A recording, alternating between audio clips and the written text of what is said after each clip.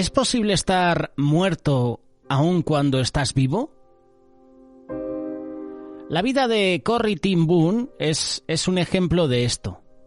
Su increíble historia es narrada en el libro El refugio secreto. Ella vivía en Holanda con su familia justo antes de que comenzara la Segunda Guerra Mundial. Los nazis estaban presionando a los judíos europeos. Los judíos que tenían la oportunidad se estaban escapando de Alemania y también de los países vecinos. El ejército alemán estaba alerta para capturar a aquellos que se estaban escapando. Como resultado, un grupo de gente compasiva formó una especie de ferrocarril clandestino para ayudar a los judíos a escaparse. La casa de Corrie ten Boom era parte de ese sistema clandestino. Eventualmente ella y su hermana fueron arrestadas y fueron condenadas a un campo de concentración alemán por ayudar a los judíos. Su vida en el campo de concentración fue horrible. En un país civilizado, ni siquiera los animales son tratados de la forma como miles de judíos fueron maltratados en esos campos de concentración.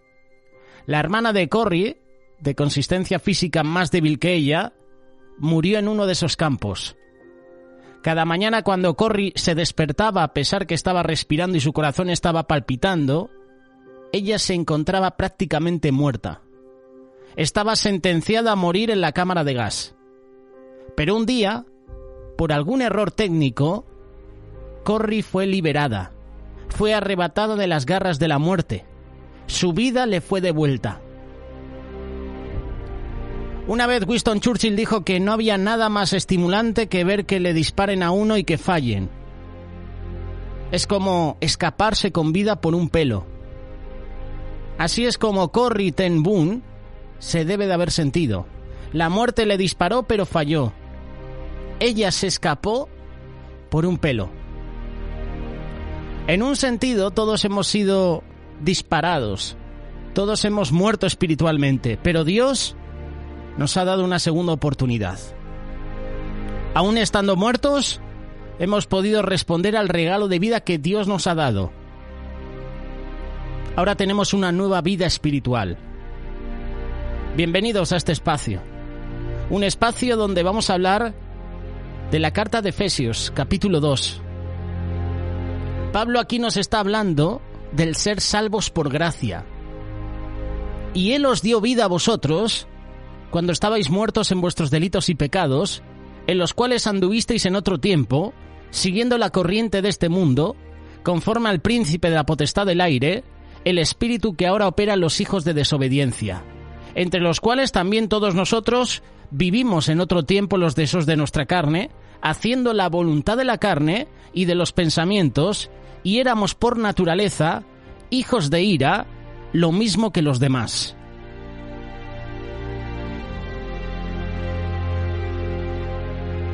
Hemos visto en estudios bíblicos el capítulo 1 de Efesios y Pablo nos habla de las bendiciones espirituales que hemos recibido en Cristo. Hemos sido separados para Dios, hemos aceptado en el amado ser redimidos, ser perdonados por Cristo, ser sellados por el Espíritu Santo.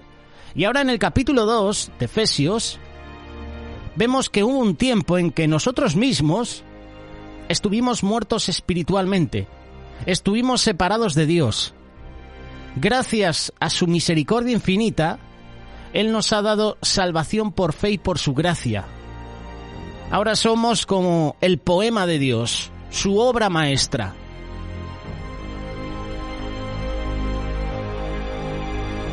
Como hemos leído, Él os dio vida a vosotros cuando estabais muertos en vuestros delitos y pecados, en los cuales anduvisteis en otro tiempo, siguiendo la corriente de este mundo, conforme al príncipe de la potestad del aire, el espíritu que ahora opera en los hijos de desobediencia, entre los cuales también todos nosotros vivimos en otro tiempo los deseos de nuestra carne, haciendo la voluntad de la carne y también de los pensamientos. Éramos por naturaleza hijos de ira, lo mismo que los demás. Nosotros no solo estábamos muertos, estábamos muertos además en nuestros delitos y pecados. La palabra delito en griego es paratoma, que significa caerse por el camino o cometer una ofensa. Esta palabra sugiere desviarse de la verdad y de la rectitud. Es usada para describir la desobediencia de Adán. La ley de Dios fue establecida para que el delito o paratoma fuera visto como una cosa criminal, porque así es como lo ve Dios. También estábamos muertos en pecados. La palabra pecado significa errar el blanco o hacer algo malo. El pecado entró al mundo cuando Adán cayó. La consecuencia natural de caerse por el camino o errar el blanco es muerte. Así que en nuestro estado natural, Dios nos ve muertos en delitos y pecados. Isaías capítulo 59, versículo 2. Pero vuestras iniquidades han hecho división entre vosotros y vuestro Dios, y vuestros pecados han hecho ocultar de vosotros su rostro para no oír. Siempre te decimos que el pecado nos separa de Dios. La paga del pecado es muerte, y el que practica el pecado, esclavo del pecado es.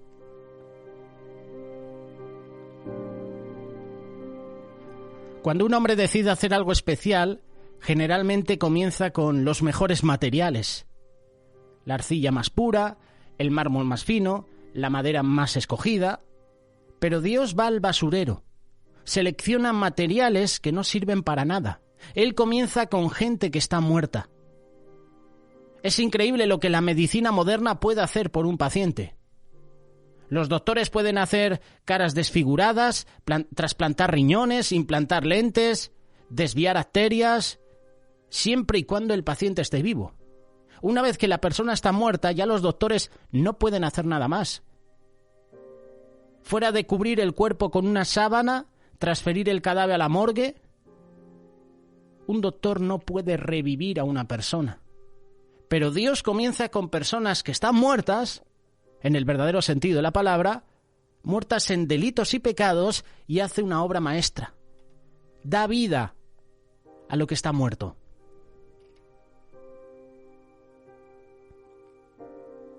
Hace años yo estaba muerto en pecados, en delitos. Mi pecado me estaba separando de Dios, hasta que acepté a Jesús en mi vida. Y la cosa cambió. Es cierto que todos fallamos, es cierto que cometemos pecados diariamente. Qué bueno que los puedas reconocer y qué bueno que puedas humillarte, pedir perdón a Dios por ello.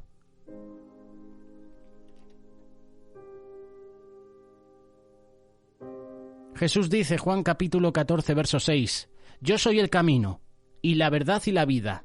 Nadie llega al Padre si no es por mí». ¿Quieres regresar al Padre hoy? ¿Quieres volver a los caminos de Dios? Ahora lo puedes hacer. Como hemos leído, versículo 2, en los cuales anduvisteis en otro tiempo, siguiendo la corriente de este mundo, conforme al príncipe de la potestad del aire. Antes de que aceptáramos a Cristo como nuestro Redentor, no estábamos interesados en cosas espirituales. Eso era evidente. Se ve en nuestro comportamiento. Caminábamos siguiendo la corriente de este mundo. En otras palabras, el príncipe de la potestad del aire nos tenía en sus garras. Primera carta de Juan, capítulo 2, verso 15. No améis al mundo ni las cosas que están en el mundo. Si alguno ama al mundo, el amor del Padre no está en él. Juan resume el espíritu de este mundo y lo hace en tres cosas: los deseos de la carne, los deseos de los ojos y la vanagloria de la vida. Cuando nosotros caminábamos de acuerdo al espíritu del príncipe de la potestad del aire, nuestros pensamientos más nobles, nuestros impulsos más generosos, nuestras ambiciones más altas y hasta nuestras aspiraciones más religiosas, por decirlo de alguna manera, estaban vacías de todo contenido espiritual. Estábamos muertos. El espíritu del aire nos tenía atrapados. La Biblia nos dice claramente que hay espíritus en el mundo invisible del aire. Estos espíritus son caídos, hostiles al hombre, malignos. Están gobernados por el príncipe de la potestad del aire. Y este señor de las tinieblas que anda vagabundeando por los cielos, es Satanás. Tiene una influencia maligna sobre los hombres y las mujeres de este mundo. Tiene tal control sobre nosotros que su influencia nos rodea completamente como si fuera el aire mismo. El aire, como ya sabes, está por todas partes, nos rodea, nos presiona, aunque no lo vemos, aunque no se note. A veces se siente, pero esencialmente es invisible, es intangible. Y así es Satanás. Así tiene Satanás influencia sobre la humanidad. Segunda parte de este versículo 2, Efesios capítulo 2. El espíritu que ahora opera en los hijos de desobediencia. Pablo nos está diciendo simplemente que éramos hijos desobedientes. Y aquí la palabra griega hijo o hija hace referencia al origen de uno, a su naturaleza, a su relación con su padre. Por eso Pablo dice que éramos hijos de desobediencia, hijos del desobediente, es decir, de Satanás. Teníamos el carácter y la naturaleza del espíritu maligno que incita a la gente a desobedecer a Dios. Es por medio de la desobediencia de Adán que el pecado entró al mundo. Somos herederos de un espíritu desobediente.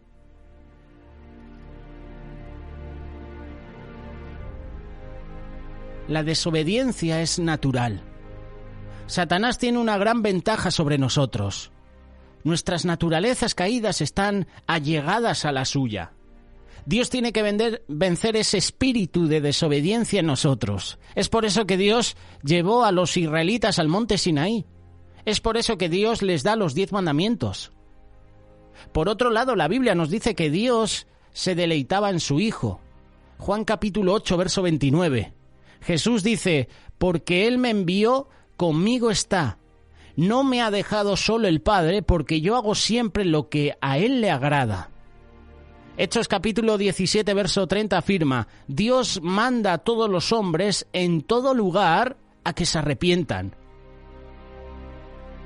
Versículo 3, Efesios capítulo 2, y éramos por naturaleza hijos de ira, lo mismo que los demás. La palabra hijos aquí significa hijos de descendencia natural. Hemos nacido de padres pecadores a un mundo maldecido por el pecado. Nacimos con una naturaleza pecadora. Estamos expuestos a la ira de Dios. El pecado ha nublado nuestra habilidad de pensar claramente. Tenemos una noción tan superficial de la santidad y la majestad de Dios que muchas veces no queremos dar ese paso de fe. No queremos volvernos a los caminos de Dios. Tan brillante es el esplendor de la gloria de Dios, tan resplandeciente es su ser, que hasta los serafines esconden sus rostros entre sus alas. Ellos exclaman, Santo, Santo, Santo.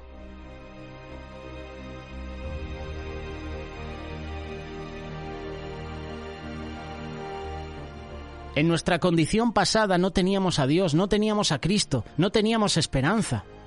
Éramos pecadores por nacimiento, porque queríamos y porque lo hacíamos.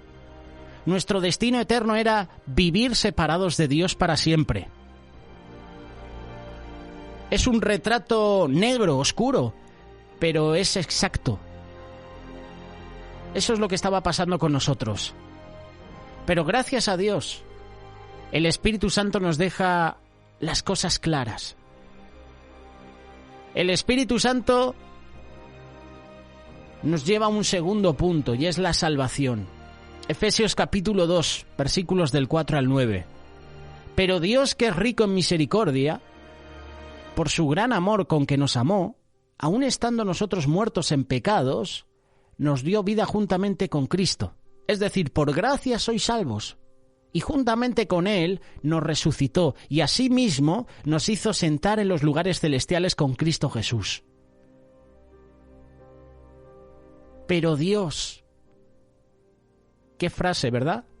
Estábamos muertos en nuestro pecado, pero Dios, éramos rebeldes contra Dios, pero Dios, Éramos esclavos de Satanás, ¿verdad? Éramos esclavos de nuestra naturaleza pecadora, pero Dios, esa es una de las palabras más bellas de las Escrituras, pero Dios.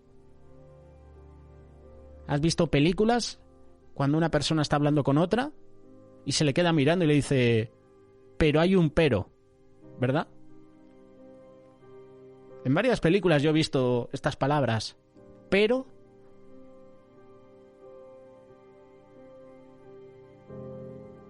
Dios nos ha podido dejar muertos espiritualmente, en rebeldía contra Él, esclavos de nuestros pecados, pero Dios no lo hizo.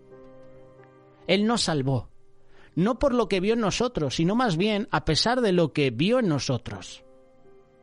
Él vio en mí a ese hombre, Él vio en ti a esa mujer, poco atractiva, física, espiritualmente, pero Dios... Escogió Dios lo vil y menospreciado de este mundo para avergonzar a lo sabio. Aquí hay un gran fundamento y también una aplicación para nosotros.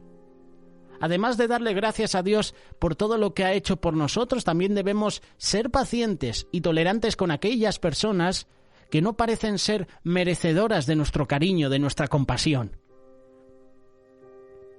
Esas personas pueden estar en tinieblas espiritualmente, rebeldes, pueden ser incluso hasta antagonistas contra Dios. Nosotros también estuvimos así, pero Dios nos amó igualmente. ¿No podemos hacer lo mismo por otras personas? Si Dios es rico en misericordia, nosotros también tenemos que tener misericordia con otros. Hubiera sido un consuelo bien pobre si simplemente nos hubieran dicho que Dios es rico. Si Dios es rico, ¿verdad? Nunca entenderemos cuán rico es hasta que no lleguemos a nuestro hogar en el cielo. Ahí veremos cómo Dios pavimenta las calles del cielo con oro, edifica las paredes de jaspe, hace los cimientos de piedras preciosas, forma puertas de perla. Dios se sienta en un trono alto, sublime, envuelto por un arco iris, rodeado de música de alabanzas. Él es rico en sabiduría, rico en majestad, rico en poder, rico en gloria, rico en amor, rico en misericordia. Tenemos un Dios increíble, y este Dios misericordioso nos ama. Pablo escribió, no de su amor, sino de su gran amor. Solo un gran amor como el de Dios puede abrazar a la gente pecadora, de la cual Pablo habla en este pasaje. De los hombres, de las mujeres que fuimos antes, pero Dios no solo tiene compasión por nosotros, Él nos ama.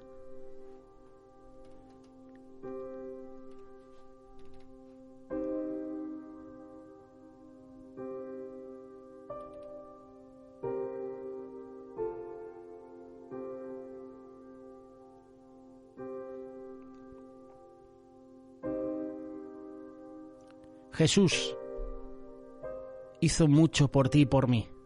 Se entregó para que tú y yo tuviéramos vida. Gracias a Jesús, hoy estamos vivos.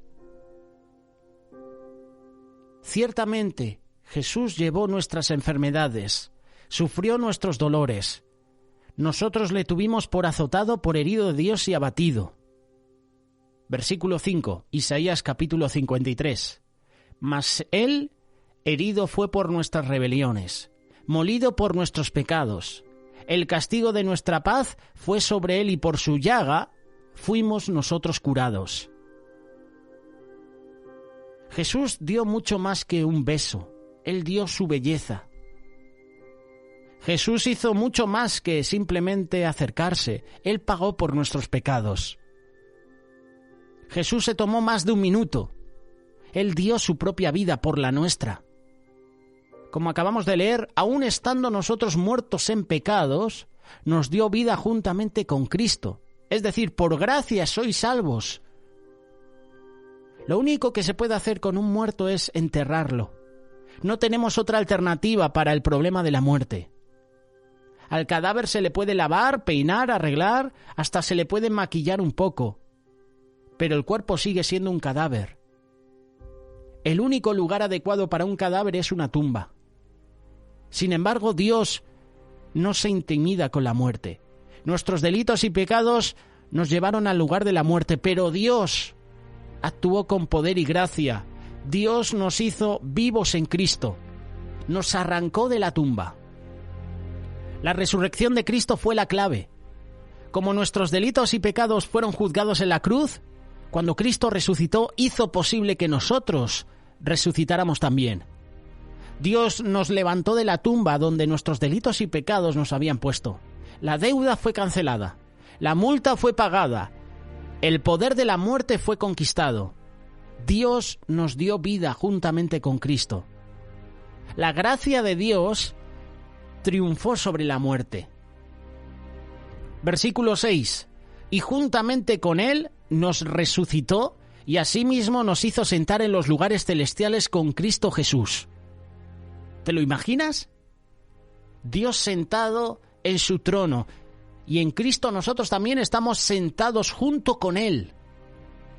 Dios nos ha cubierto completamente en Cristo, así que cuando Él nos mira, Él realmente ve a Cristo.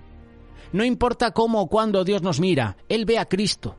Lo ve en toda la belleza de su santidad, toda la gloria de su gracia, todo el resplandor de su presencia. Somos como las tablas del tabernáculo del Antiguo Testamento, que eran de madera de acacia, revestidas de oro. Cuando la gente las miraba, cuando la gente miraba esas tablas, solo podían ver el oro. Lo mismo pasa con nosotros. Cuando Dios nos mira, Él solo ve a Cristo.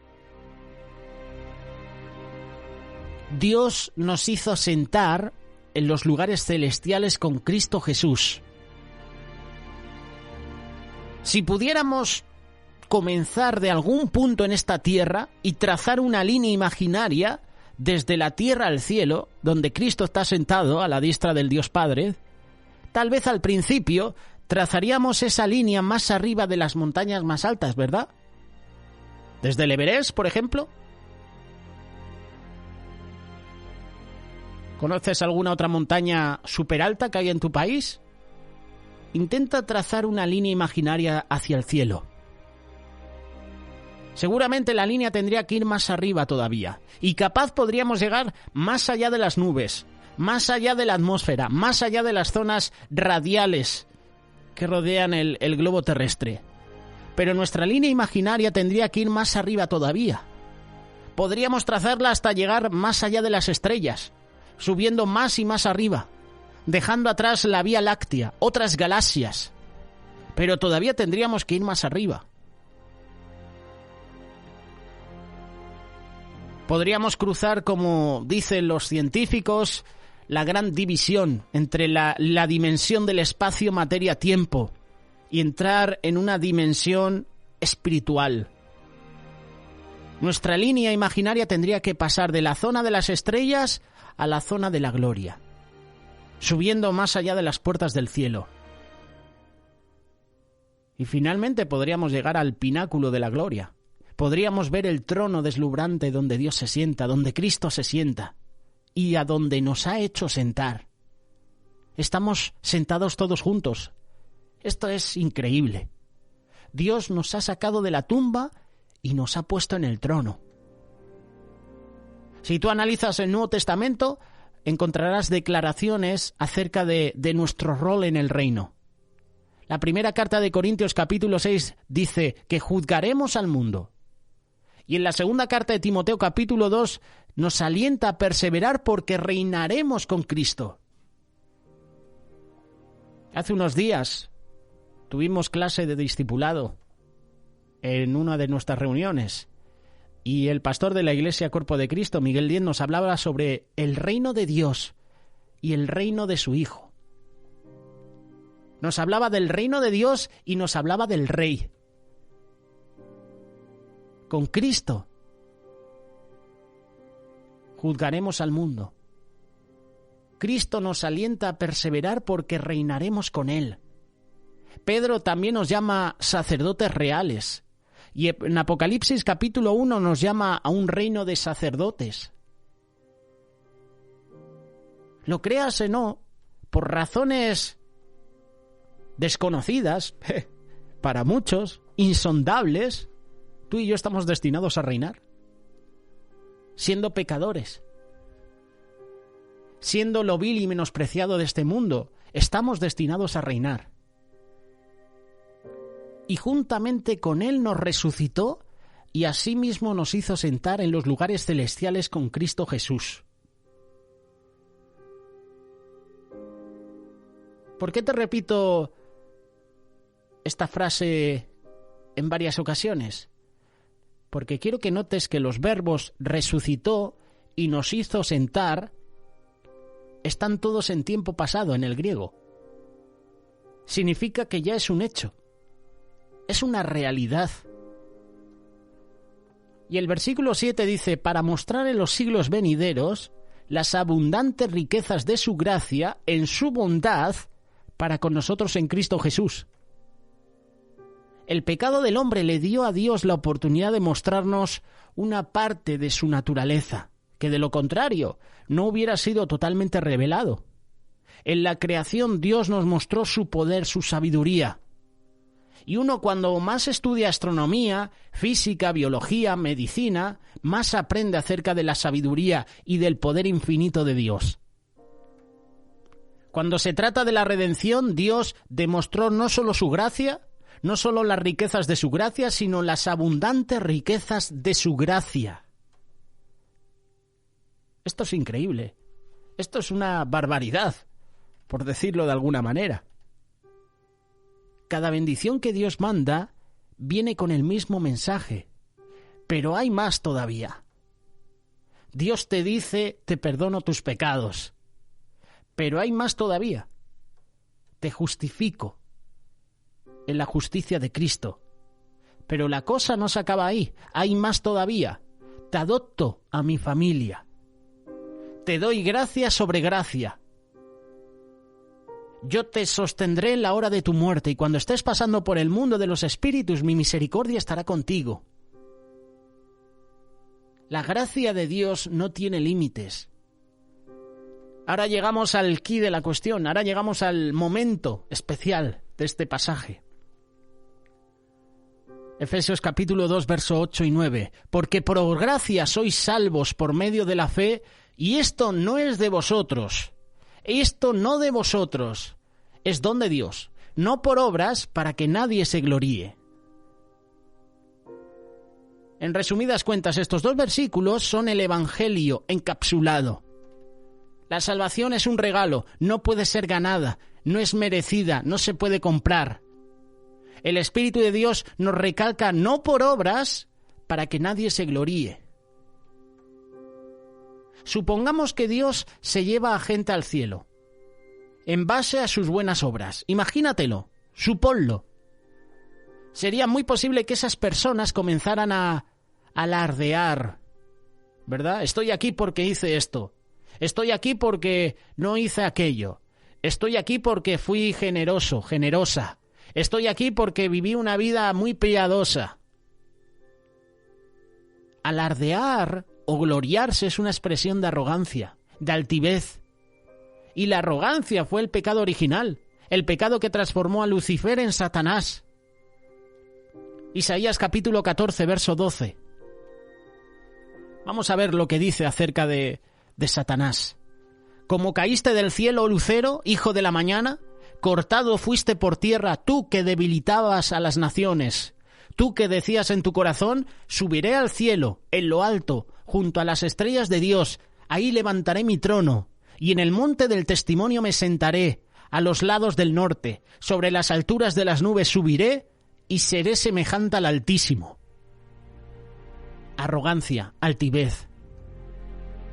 Por su arrogancia, Satanás fue arrojado del cielo.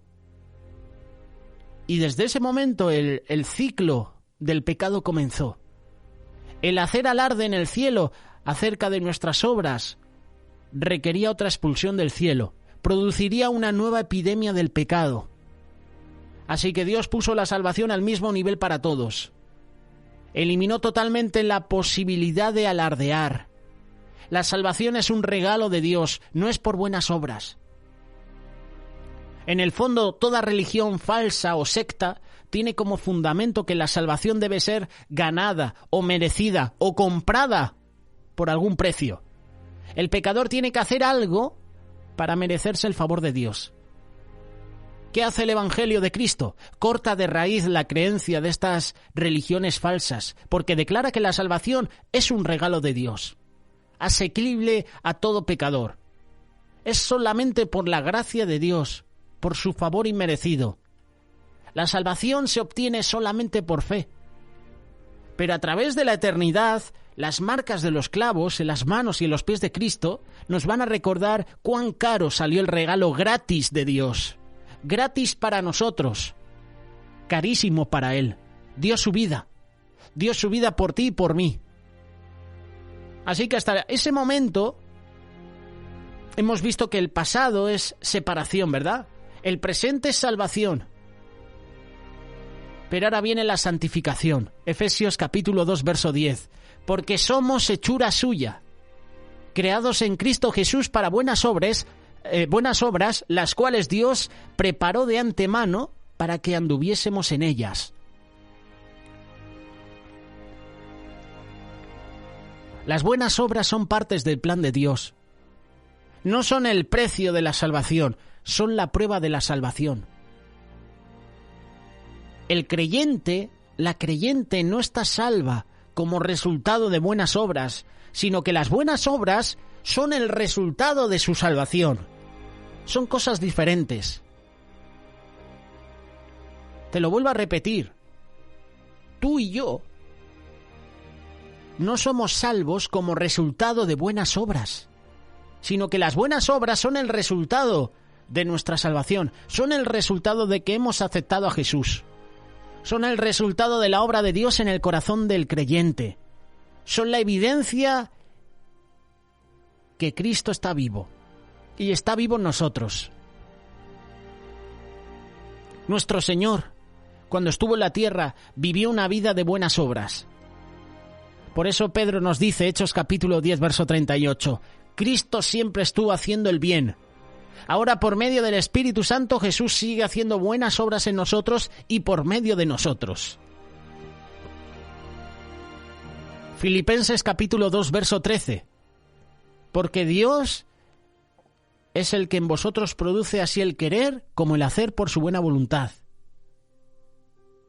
Este fue parte del plan eterno de Dios. La palabra hechura es traducida como poema en griego. Y esto indica que somos el poema de Dios, su obra maestra. Cada una de nuestras vidas, como dicen algunos predicadores, es un lienzo en las manos del Maestro, el cual produce una obra de arte que será alabada para la gloria de Dios. Un cambio radical de carácter es la prueba de una conversión genuina. De modo que si alguno está en Cristo, nueva criatura es. Las cosas viejas pasaron y aquí todas son hechas nuevas. Así que la persona que todavía está muerta en delitos y pecados es opuesta a la creyente, que ha sido hecha viva juntamente con Cristo. Si tú y yo profesamos ser cristianos, pero nuestras vidas no muestran ninguna evidencia de cambio de conducta, simplemente nos estamos engañando a nosotros mismos. ¿Qué significa ser la hechura de Dios? ¿El poema de Dios?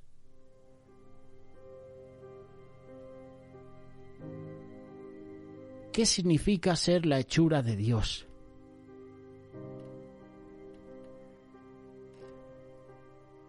Dios es el gran escultor. Sabe hasta el más mínimo detalle. Dios sabe cómo quiere que ese bloque luzca, muchísimo antes de comenzar a trabajar en ti y en mí. Sin embargo, nosotros no tenemos una visión clara de lo que el gran escultor, nuestro Dios, quiere hacer con nosotros. Nos miramos a nosotros mismos después de que Dios ha comenzado a moldearnos, pero no podemos ver aún su obra terminada. Vemos el bloque de piedra todo cincelado, mal acabado, todavía no está terminado, y como está incompleto llegamos a la conclusión errónea de que eso es todo lo que es. Tú puedes decir, esto no es bello, esto no es una obra de arte, pero Dios te dice, aún no he terminado contigo. Dios no ha terminado contigo todavía.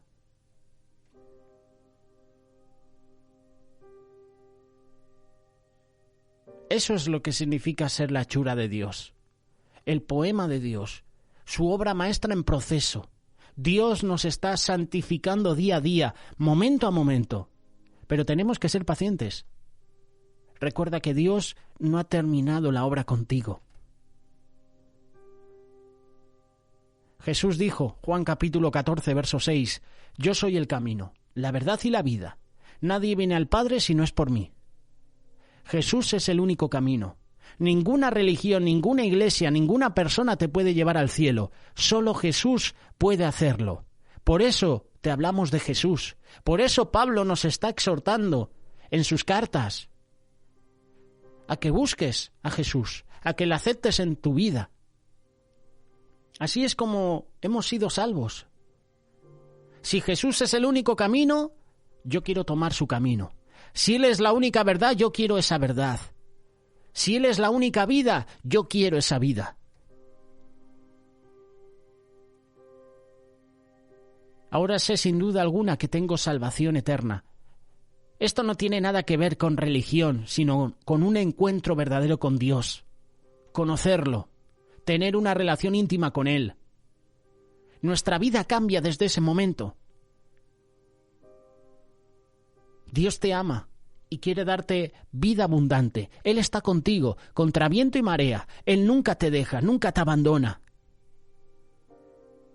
Si confiesas con tu boca que Jesús es el Señor y crees en tu corazón que Dios lo levantó de entre los muertos, serás salvo. Romanos capítulo 10, verso 9.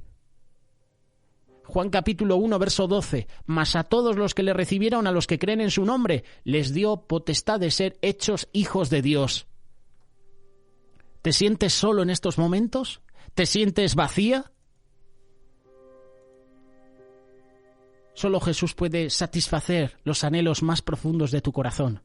Solo Jesús te puede dar paz, esa paz que sobrepasa todo entendimiento.